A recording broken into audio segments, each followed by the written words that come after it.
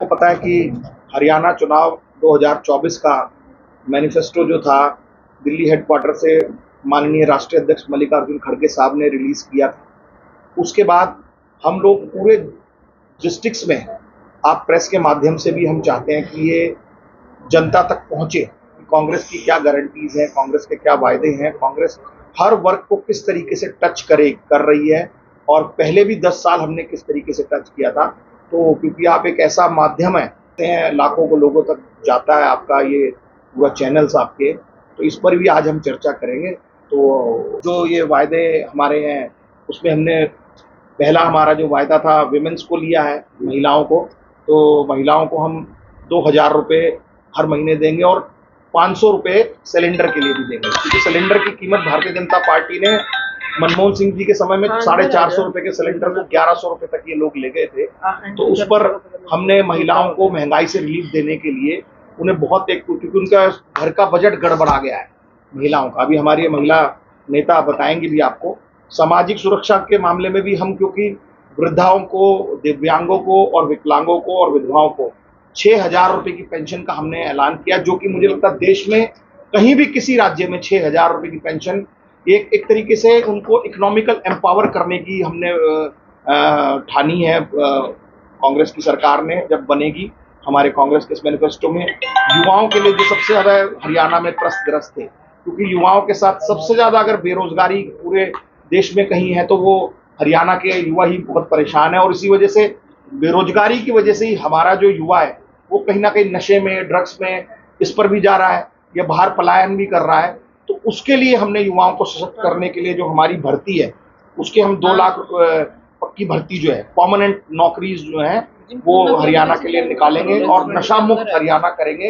युवाओं के लिए एक संकल्प हमने तैयार किया है कि ताकि युवा यहाँ से पलायन ना करें, डंकी कर रहे हैं जो, ये बाहर जा रहे हैं या नशे में कर रहे हैं या और दूसरे कामों में लग रहे हैं, इस पर हम लोग काम करेंगे। और एक घर का जो बजट महंगाई की वजह से बिगड़ा हुआ है, और क्योंकि हरियाणा ज़्यादातर आप देखिए तो शहरी होता जा रहा है, हरियाणा में बहुत सारे शहर हैं और शहरों में जब लोग अपने घर बना रहे हैं तो उनकी सबसे बड़ी मुख्य समस्या रहती है बिजली का बिल। तो बिजली के बिल के लिए हमने बहुत उनको रिलीफ देने के लिए 300 यूनिट फ्री का हमने ऐलान किया कि 300 यूनिट में लगभग हरियाणा के 80 से 85% लोग जो हैं वो इस पर कवर कर लेंगे। तो बहुत ही बड़े लोग जो हैं वही इसको नहीं कवर कर पाएंगे। 300 यूनिट हमारा बहुत बड़ा वायदा। और इसके साथ ही हर परिवार को हम 25 लाख का जो है मुफ्त बीमा देंगे इलाज, जो कि हमारी हरियाणा की जो सरकार थी अशोक गहलोत साहब की, वहाँ ये बहुत शानदार सक्सेसफुल स्कीम थी और हजारों नहीं लाखों लोगों ने इसका लाभान्वित हुए। और 25 लाख रुपए में मैं समझता हूँ बड़ी से बड़ी बीमारी भी इसमें कवर हो जाती है, क्योंकि जब कोई हम बीमार हो जाते हैं, विशेष रूप से प्राइवेट लोग जो गवर्नमेंट का जिनके पास इस तरीके का कुछ नहीं है, उनके लिए बहुत बड़ा रिलीफ है। चाहे डायलिसिस की हो, चाहे बीपी शुगर से पेशेंट परेशान हो और छोटे छोटे कोई एक्सीडेंटल प्रॉब्लम हो, तो इस पर भी हम काम कर रहे हैं।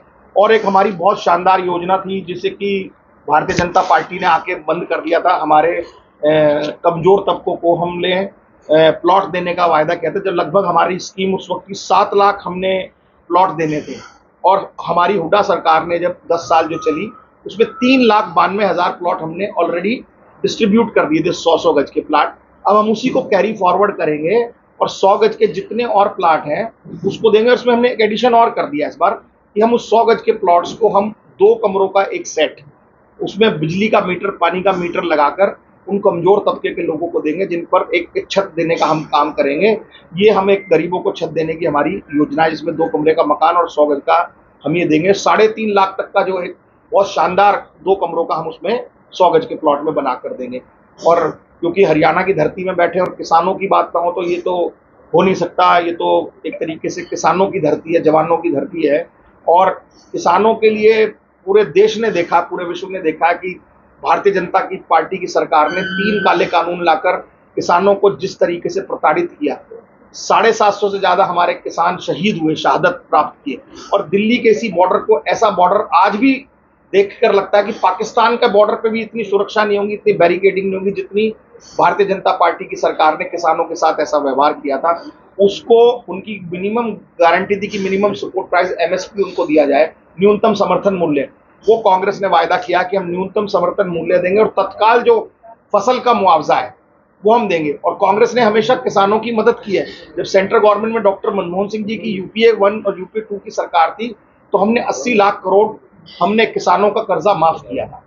राहुल गांधी ने किसानों की जब जमीनों को एक्वायर कर रहे थे तो भाटा परसोल से उन्होंने इसकी लड़ाई लड़ी थी।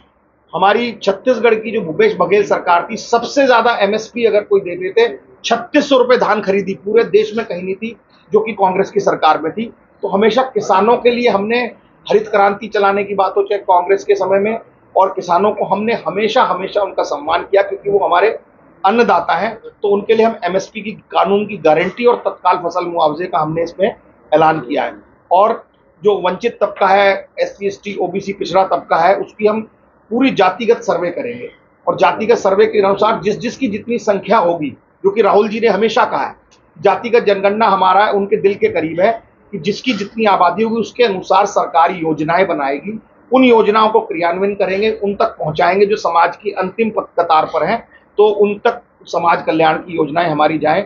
और इसमें हम क्रीमी लेयर जो है, जो कि पहले 8 लाख थी, भाजपा ने इसको 6 लाख कर दिया था, हम इस क्रीमी लेयर की सीमा को भी 10 लाख तक बढ़ाएंगे क्योंकि शहरों में जो लोग रह रहे हैं, महंगाई है, आज वो अगर अपने बच्चों के लिए कोई स्कॉलरशिप करते हैं, हायर एजुकेशन के लिए अगर कोई चीज अप्लाई करते हैं, तो जब क्रीमी लेयर की बात आती है तो वो उसके फायदे नहीं ले पा रहे हैं।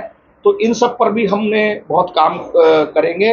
और जितने काम 10 साल पिछली हुड्डा सरकार में हुए हैं, तो आप लोगों को खुद पता, आप मीडिया से हैं, इस सरकार ने कोई भी एजुकेशनल इंस्टीट्यूट नहीं बनाया। पहले हरियाणा के बच्चे कर्नाटका, बेंगलोर या दूसरी हैदराबाद में जाते थे। जब हुड्डा साहब की सरकार थी तो हमने निफ्ट बनाया पंचकुला में, एनआईटी बनाया कुरुक्षेत्र में, कल्पना चावला मेडिकल कॉलेज बनाया करनाल में, हमने भगत फूल सिंह महिला यूनिवर्सिटी बनाई सोनीपत में, राजीव गांधी एजुकेशनल सिटी बनाई सोनीपत में, डॉक्टर अंबेडकर लॉ कॉलेज बनाया सोनीपत में, मेडिकल कॉलेज बनाया फरीदाबाद में, वाईएमसीए बनाया फरीदाबाद में, डिफेंस यूनिवर्सिटी गुरुग्राम में डॉक्टर मनमोहन सिंह जी ने उद्घाटन किया था, वो अभी तक ऐसी पड़ी है, उसको हमने इनॉग्रेट कर दिया था, लैंड अलॉट कर दी थी। इंदिरा गांधी यूनिवर्सिटी रेवाड़ी में बनाई, सैनिक स्कूल रेवाड़ी में बनाया, नेशनल कैंसर इंस्टीट्यूट झज्जर में बनाया, और हमारी यूपीए 2 की सरकार में एम्स झज्जर जो हरियाणा को दिया गया, जो कि बहुत शानदार तरीके से आज रन कर रहा है। नहीं तो दिल्ली की तरफ लोग, हमारा जो पेशेंट था एम्स भागता था, आज वो झज्जर में बहुत शानदार तरीके से चल रहा है। सेंट्रल यूनिवर्सिटी पाली में फरीदाबाद के पास हमने बनाई, Lala Lajpat Rai animal veterinary husbandry university हमने हिसार में बनाई, आईआईएम रोहतक में बनाया, चौधरी देवीलाल यूनिवर्सिटी सिरसा में बनाई, चौधरी रणवीर सिंह यूनिवर्सिटी जींद में बनाई, और इसके अलावा हमने चौधरी बंसीलाल यूनिवर्सिटी भिवानी में बनाई। तो एजुकेशन के लिए इस सरकार ने जितना काम किया है, इस जो हमारी 9.5 साल खट्टर और अब सैनी साहब की भारतीय जनता पार्टी की सरकार है, उसने शिक्षा के क्षेत्र में कोई काम नहीं किया क्योंकि ये चाहते हैं कि हरियाणा पढ़े ना। तो इस पर हमने बहुत काम किया है। और ऐसे ही पावर के रूप में, पावर में जब कांग्रेस की सरकार थी तो हम सरप्लस में बिजली हमारे पास थी।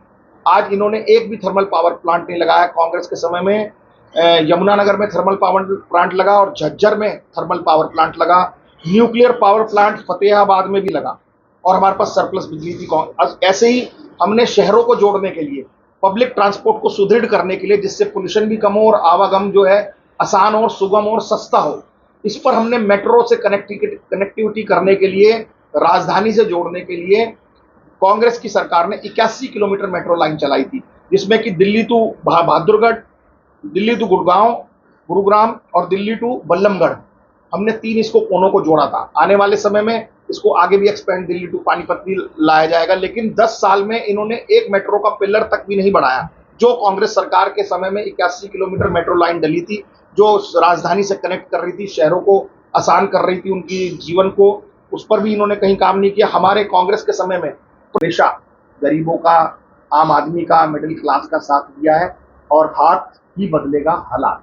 आपने सारा जो है उल्टा हमारी गारंटी से बीजेपी ने जितनी गारंटी, अगर आप देखें बीजेपी का, मैं संकल्प पत्र भी पढ़ रहा था, मेरे पास था ये, तो बीजेपी ने तो पूरा का पूरा हमारी गारंटी ही चोरी की है। आज वो बात कर रहे थे 21,000 रुपए देने की, 2100 रुपए देने की। आप एक बात बताइए कि 10 साल तक उनकी सरकार थी, किसने रोका था उनको? खट्टर साहब को किसी ने पकड़ के रखा हुआ था क्या? या सैनी साहब को किसी ने पकड़ लिया था क्या? अब जब सरकार जाने वाली है तब अब महिलाओं की इन्हें ध्यान आ रहा है कि हम ये बुढ़ापा महिलाओं को पेंशन देंगे।